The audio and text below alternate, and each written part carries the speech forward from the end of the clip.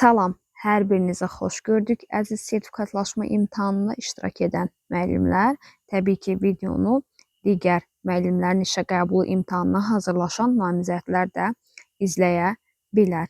İlk öncə izaha başlamamışdan əvvəl imtahanda iştirak edən hər bir müəllimimizə uğurlar arzu edirəm. Arzu edirəm ki, çalışdığınıza uyğun istədiyiniz nəticəni əldə edəsiniz. Sizdənsə kanalımıza abunə olmağı, videonu əgər sizə faydalı oldusa, bəyənib paylaşmağı xahiş edirəm ki, imtahana kimi sizlərə ardıcıl şəkildə dəstək olaq. Deməli, mən sizə 10 kurikulum sualı təqdim edəcəm və burada müəyyən açar sözləri diqqətinizə çatdırmağa çalışacağam. Birinci sualımız müəllim tərəfindən sinifdə qaydaların qoyulmasına baxmayaraq bir şagird israrla çölə çıxmaq istədiyini və özünü pis hiss etdiyini qeyd edir. Müəllim tərəfindən yoxlanış keçirildikdən sonra bəlli olur ki, şagirdin həqiqətən də qızdırması var. Verilmiş situasiyada müəllim necə davranmalıdır? Burada bizə lazım olan deməli müəllimin davranışı, yəni necə davransa daha uyğun olar. İndi gəlin baxaq. A variantı şagirdə digər yoldaşının yardımı ilə, yəni bu tipli situasiyalar təbii ki, sertifikatlaşma imtahanında, həm müəllimlərin işə qəbulu imtahanında sizin qarşınıza çıxa biləcək. Çünki real həyati situasiyalardır. Şagirdə digər yoldaşının yardımı ilə evə yola salmalıdır. Təbii ki, bu heç düzgün yanaşma deyil. Çünki yolda şagirdlərin başına hər hansı fəlakətli bir hadisə gələ bilər. Ona görə heç bir halda effektiv deyil. B variantı özü yardım göstərərək bunun keçici hal olduğunu şagirdə başa salmalıdır. Yəni bəlkə bu hal heç keçməyəcək. Düzdür, biz şagirdə ilkin tibbi yardım gələnə qədər köməklik göstərməliyik. Amma sadəcə bunu başdan ötürmə, başdan sovdu eləmək düzgün deyil. Təbii ki, tibbi yardımda köməyə çağırmalıyıq. Bu baxımdan B variantı da uyğun deyil. C variantında müəllim ilk öncə özü tibbi yardım göstərir. Təbii ki, burada rəhbərliyə də xəbər edilməlidir və valideynin məlumatlığı ilə tibb müəssisəsinə çatdırılır və yaxud da ki, digər variantda tibb müəssisəsi təbii ki, yaxındırsa burada çatdırılmaq qeyd olunur və tibbi yardımdan söhbət gedir. D variantı birbaşa tibb müəssisəsinə aparılır. Burada rəhbərliyin ümumiyyətlə belə məsələlərdə xəbəri olmalıdır və valideynə də təbii ki, xəbər verilməlidir. Ona görə D variantı uyğun hesab olunmur. Y variantı, bunu hər biriniz onsuz da görən kimi ixtisar etdiniz ki, bu hal göz ardı edilə bilməz. Deməli, düzgün cavabımız C variantı oldu. Ümumiyyətlə, situasiyaları çalışın, 2 dəfə oxuyasınız. Vaxta qənaət etmək məqsədilə bəzən müəllimlər heç situasiyanı düz əməlli oxumurlar və yaxud da ki, uzun-uzadı görürlər, başlayırlar təşvişə düşməyə. Yəni, bunu sizə heç məsləhət görməzdim. Adətən uzun situasiyaların cavabı çox rahat olur tapmaq. Növbəti keçid edirəm ikinci sualımıza. İkinci sualda dərs zamanı Azərbaycanda sosial həyatın və texnologiyanın xüsusiyyətlərinə uyğun yaşamağı izah edən şagirddə inteqrasiyanın, biliyin, təfəkkürün növü. İzah edir sözünü görən kimi mən avtomatik olaraq nə götürə bilərəm izah edirsə? Təbii ki, izah edirsə burada bilik olaraq konseptual bilik götürə bilərəm. Çünki nəyisə izah etmək. Qələm biraz kobud yazır, üzrlü hesab edin. Konseptual bilik götürə bilərəm. Təbii ki, burada konseptual bilik izah etmək tənqidlə işlənə bilməz. Onsuz da variantlarda da ancaq məntiqi var. Gəlin görək inteqrasiyanın növü hansıdır? Burada ancaq eyni fənnin daxilindən söhbət getdiyinə görə, yəni müxtəlif fənlər arasında əlaqələnmə olmadığı üçün biz artıq inteqrasiyanı fən daxili olaraq götürə bilərik. Bəzən müəllimlər belə fikirləşirlər ki, sinif daxilindədir, ancaq fənlər arası xeyr. Çünki fən daxilində sinif daxilində olur, dərs mühitində olur. Amma real həyatla bir situasiyanı calayırıqsa, əlaqələndirirsə, yəni real həyatda tətbiqdən söhbət gedirsə, real həyata aşılamaqdan, o zaman fənn üstü götürürdük. Düzgün cavabımız hansı variant oldu? Təbii ki, Y variantı. Faktoloji, yəni burada faktdan söhbət getmir, ona görə faktoloji olan variantları çıxdıq. Düzgün cavabımız olacaq Y variantı. Burada iki variantımızda uyğunluq müşahidə olunub. Mən bu Artinin sınağından öncə tərtib etdiyim üçün sınağı burada düzəliş etmişəm və B variantı gözümdən qaçıb və ondan düzəliş edəcəm. Yəni əsas odur ki, siz məğzi bildiniz necə yanaşmaq lazımdır. Keçirəm 3-cü suala. 3-cü sualda şagird bugün keçdiyi mövzu ətrafında testləri yazan zaman bəzi çətinlikləri olur. Çətinliyi aradan qaldırmaq üçün mövzunu yenidən öyrənməyi, çətin məqamların qeydlərini götürməyi planlaşdırır. Daha sonra testləri yenidən həll edən zaman tam başa düşdüyünü müşahidə edir. Nümunə ilə bağlı düzgün olan fikirləri gəlin seçək. Gəlin seçək görək hansı fikirlər düzgündür. Situasiyanı yenidən bir də oxuyuruq. Şagirdin bugün keçdiyi mövzu ətrafında, yəni şagird bugün mövzu keçib testləri yazan zaman bəzi çətinlikləri var. Çətinliyi aradan qaldırmaq üçün mövzunu yenidən öyrənməyi, məqamların qeydlərini götürməyə planlaşdırır və daha sonra testi yazan zaman, yəni testi həll edən zaman görür ki, o çətinlik çəkdiyi məqamlar artıq çözülüb. Deməli, gəlin görək burada nədən söhbət gedir. Baxırıq, bir nümunədə şəxsi sosial məsuliyyət səriştəsindən. Şəxsi sosial məsuliyyətin hər hansı bir xüsusiyyətini görürsünüz siz burada. Təbii ki, şəxsi sosial məsuliyyətin biz kompetensiya olaraq desəydik götürərdik. Amma şəxsi sosial məsuliyyət səriştədir. Yəni burada davranış problemindən söhbət getmədiyi üçün bir olanları mən götürə bilmərəm.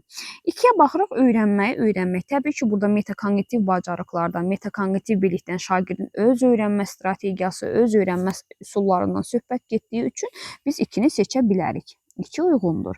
3-ə metakognitiv bilik, bəli, problem var, problem həll edilibsə, oradakı problem nədir? Testi yazan zaman müəyyən çətinliklərlə qarşılaşır. Deməli, mən 3-ü də götürə bilərəm. 4. Rəqəmsal savadlıq. Burada kompüterdən, İKT-dən və yaxud da ki, nə bilim, planşetdən istifadə görmədiyimiz üçün biz 4-ü də götürə bilmərik. Düzgün cavabımız C variantı, yəni 2 və 3. Keçid edirəm növbəti. Gəlsin sualımız fiziklərə. Şagirdlərə fizika qanununa uyğunluqları mövzusunu keçən müəllim onu ətraf mühitlə əlaqələndirir və şagirdləri konstruktiv rəy ilə təmin edir. Nümunədə deməli bizə lazımdır inteqrasiyanın səviyyəsi və eyni zamanda öyrənmənin şərtindən söhbət gedir. Deməli, şagirdlərə dərsdə keçir fiziki qanuna uyğunluq mövzusunu dərsdə keçdiyindən söhbət getdiyi üçün, yəni fizika dərsi, yəni fənnin daxilində söhbət gedir. Ən sonda da rəy verirsə, təbii ki, burada rəyin verilməsi nə ilə bağlı olacaq? Əks əlaqə. Burada fizikanın məzmun xəttləri arasında əlaqələnmə olduğu üçün biz bunu üfüqi inteqrasiya olaraq götürə bilərik. Orada səhvən şaquli şəkildə gedib, yəni üfüqi inteqrasiya və əks əlaqə olacaq. Düzgün cavabımız A variantı. Fizikanın məzmun xəttləri və yekunda deməli konstruktiv rəylə təmin etmədən söhbət gedir. Yəni rəy də hardadır? Əks əlaqədə. Növbəti 5-ci sual. Valideynin övladının davranışlarından narahat olduğunu müəllimə bildirir. Belə ki, müəllim də şagirdin sinifdə aqressiya göstərdiyini təsdiq edir. Şagird evdə balaca qardaşına, sinifdə və digər yoldaşlarına fiziki güc tətbiq edir. Müəllim valideynlə danışandan sonra müəyyən olur ki, şagird fiziki şiddətin üstünlük təşkil etdiyi müəyyən oyunlar oynayır. Verilmiş situasiyada şagirdin davranışını düzəltmək üçün sosial öyrənmə nəzəriyyəsinə əsasən hansı addım atıla bilər? Təbii ki, bu cür hallarda ümumiyyətlə şagirdin davranışını göz ardı etmək. Bu kimi negativ hallarda şagirdin davranışını göz ardı etmək olmaz. Göz ardı hansı hallarda etmək olar? Bunu mən sizə qeyd edim. Bəzən ola bilər ki, şagirdlər müəllimi diqqətini və yaxud da ki, bütün sinifin diqqətini öz üzərinə çəkmək üçün müəyyən hərəkətlər edirlər və yaxud da ki, müəyyən ifadələrdən istifadə edirlər. Təbii ki, burada negativ hər hansı bir davranış yoxdursa, müəyyən müddət biz onu göz ardı edə bilərik. Həftə sonu gediləcək gəzintidən məhrum etmək, negativ cəzalandırma təbii ki, şagirdi daha da qıcıqlandıracaq. Olmaz. C variantı şagirdin təlim ehtiyacını nəzərə alaraq davranışı özünün düzəltməsinə təbii ki, burada davranış düzəlməyəcək, daha da negativə gedəcək bu halda. Burada kömək lazımdır. D variantı müəllim valideynlə əməkdaşlıq edib bir müddət şagirdin gün rejiminin dəyişməsi üçün oyunlardan çox rəsm fəaliyyətinə cəlb etmək. Bəli, bu kimi negativ hallarda, bu kimi situasiyalarda çalışmaq lazımdır. Şagirdin valideyni ilə əməkdaşlıq edəsiniz. Yəni gün rejiminin dəyişdirilməsindən söhbət gedir. İndi gəlin burada Y variantına da baxaq. Bu Time 2024-dən götürülmüş inteqrasiya sualıdır. Təbii ki, Y variantını görən kimi çıxdaş edirik. Çünki şagirdi digər şagirdlərin yanında tənbih etmək daha da qıcığa səbəb olacaq, şagird müəllimi sevməyəcək və s. və s. Keçirəm 6-cı sualda nədən söhbət gedir? 6-cı sualda müəllim şagirdlərə yeni mövzunu keçərkən şagirdlərdən necə işləyəndə daha yaxşı yadda saxladıqlarını da soruşur. Yekunda şagirdlərin cavabları müxtəlif olur. Yekunda bütün siniflə belə bir qərara gəlir ki, bugünkü dərsi zəif bənd oyunu formatında qursunlar. Nümunə ilə bağlı düzgün olan fikirləri müəyyən edin. Gəlin görək nümunədə hansı fikirlər düzgündür. Təbii ki, oyunlaşdırmadan istifadə olunub, oyunun formatı var. Oyun əsaslı təlimdən də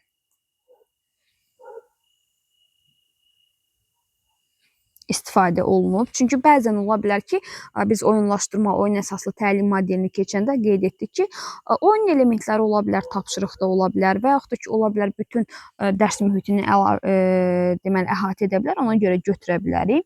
3-ə baxırıq, differensial inklüziv təlim çünki şagirdlərin maraqları, imkanları, potensialları, eyni zamanda istəkləri nəzərə alıbsa, bəli, 3-ü də götürə bilərik. Emosional taksonomiyanın ilk səviyyəsi qəbul etməni biz burada görmədiyimiz üçün avtomatik 4 olan variantlara çıxdıq. Və baxırıq 5-ə, nümunə öyrənmənin şərtlərinə, bəli, burada şagirdlərin artıq öyrənmə tərzləri, öyrənmənin şərtləri nəzərə alınıb. Çünki öyrənmə prosesindən söhbət gedir. Deməli, düzgün cavabımız olacaq B variantı 1, 2, 3 və 5. Keçid edirəm növbəti suala. Dərslərində emosional sabitlik nümayiş etdirən deməli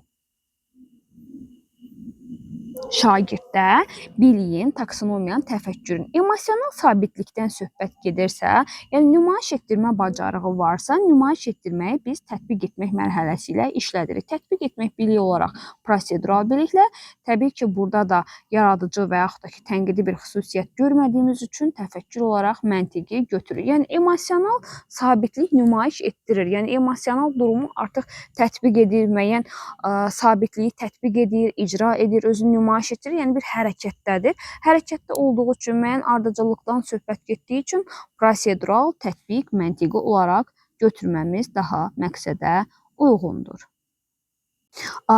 Növbəti sualımız cədvəl sualıdır. Cədvələ əsasən uyğunsuzluğu. Gəlin görək uyğunsuzluq olaraq bizdən nə soruşulacaq.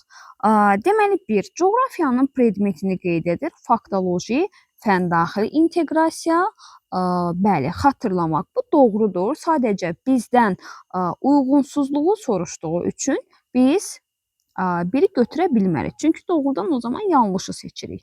2-yə baxırıq. Qeyd götürmə bacarığı. Qeyd götürmə bacarığı 1, 3, 2, 1-də var. Bir də insert də var. Bura qeyd edirəm. Insert. Amma Sinkveyn üsulunda yoxdur. Doğrudan 2-ni seçdim. Yanlışa baxırıq. Yanlışda görək bizdən nə istəyir? Tayqa meşələri haqqında məlumatlı olmaq konseptual bilik, sadəcə meşə haqqında məlumatlıdır, deyir konseptual bilik, təhlil etmək, xeyr. Daha yüksək nailiyyətdən, yəni o yanlışdır, daha yüksək nailiyyətdən söhbət getdiyinə görə, bəli, nailiyyətinin daha da yüksəldilməsi, çalışmaq, mütləq nailiyyət üçün yenidən çalışmaq, əlindən gələni etmək bu açıq düşüncə tərzidir. Deməli, doğrudan 2-ni, yanlışdan 4-ü əks olaraq götürürük, yəni 2 və 4. Yəni uyğunluq olanda doğrudan doğru, yanlışdan yanlış seçirsiniz. Əksi olanda doğrudan yanlış, yanlışdan doğru, yəni əksini belə yadda saxlayacaqsınız. Sual 9. Kimyəvi hadisələrin baş vermə səbəblərini, qanuna uyğunluqlarını mənimsədiyini nümayiş etdirir.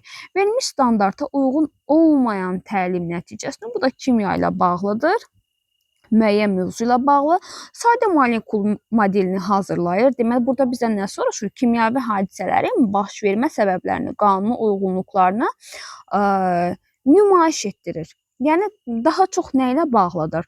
Tətbiqlə bağlıdır. Görürük ki, A, B, C, D variantları müəyyən qədər tətbiqə uyğunluq var. Amma Y variantında atomu heç atomu mövzu ilə də bağlı deyil. Atomun tərkibini izah edir. Bu artıq izah etmək nə ilə bağlıdır? Təbii ki, anlamaq mərhələsi. Daha çox burada D variantına görsək ki, orada deyir ki, ətraf mühitin kimyəvi maddələrdən qorunmasına yol fikirləşir. Bu yaratmaq mərhələsi ilə bağlıdır. Burada kimya müəllimləri bunu rahatlıqla seçə bilərlər ki, yəni mövzuya görə müəyyən qədər nə var burada? Fərqlilik var.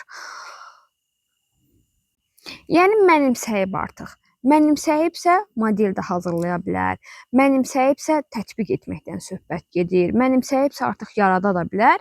Amma məsələn, tutalım ki, xatırlamaq mərhələsi nisbətən deyir ki, aşağı təfəkkürdədir. Yəni xatırlaya bilər, düsturu xatırlaya bilər, müəyyən qədər izah da edə bilər. Amma mənimsəyibsə artıq nəyisə, deməli tətbiq də edəcək, təhlil də edəcək, yaradacaq da, dəyərləndirəcək də. Nisbətən biz aşağı təfəkkürdə olan Y variantını götürdük. Sonra tətbiq etməkdə düzdür, aşağı təfəkkür mərhələsinin feilidir, amma orada artıq nümayiş etdirmək tətbiq bacarıqlarından sonra gələn bacarıqlardan söhbət gedir. Və 10-cu sual, şagirdin dərsə maraqsızlığını görən müəllim onu danlayır, dərsdən çıxarır. Situasiya ilə bağlı doğru olan fikirləri seçin. Burada sizcə müsbət cəzalandırma var. Təbii ki, müsbət cəzalandırma yoxdur. Əgər müsbət cəzalandırma olsaydı, müəllim şagirdə məsələn tapşırıq verərdi, test verərdi. Ona görə bir olanı çıxdım. 2-yə baxırıq, dəstəkləyici mühit təbii ki, pozulub. Çünki sağlam mühitdən söhbət getmir. 3-cü, nümunədə bəli, şagirdin dərsdən çıxarmaq, tənəffüs hüququnu əlindən almaq və yaxud da ki, gediləcək hər hansı bir tədbirdən məhrum etmək bu neqativ cəzalandırmadır. Stimullaşdırma deməli, stimullaşdırma sizcə burada pozulub. Təbii ki, motivasiya verməkdən və yaxud ki, rəy verməkdən söhbət getmədiyinə görə stimullaşdırmadan ümumiyyətlə bəhs olunmur. Fiziki təhlükəsizlik də daha çox elektrik naqilinin üzəri açılması və yaxud da ki, şagirdin özünü məktəbdə təhlükəsiz hiss etməsindən söhbət getdiyinə görə biz 5-i də götürə bilmərik. Düzgün cavabımız olacaq D, 2 və 3. Ümumi izahımız bu qədər. Əgər davamlı olmasını istəyirsinizsə, rəy bölümündə zəhmət olmasa yazın, bildirin. Təbii ki, testlərlə bağlı öz fikirlərinizi rəy bölümündə paylaşa bilərsiniz. Bəzən olur ki, mən rəylərdə görürəm, siz öz fikirlərinizi yazırsınız ki, məsələn, bu testdə cavab budur. Yəni, bəzən kurikulumda hətta məntiqdən də kənara çıxa bilər. Yəni, konkret qayda var, biz qayda üzərində hərəkət etməliyik. Deməli, bizim fikirləşdiklərimiz bəzən yanlış çıxa bilər. O zaman situasiyanı tam oxumaq, məğzinə varmaq lazımdır ki, yanlış etməyək. Bir daha təkrarən uğurlar.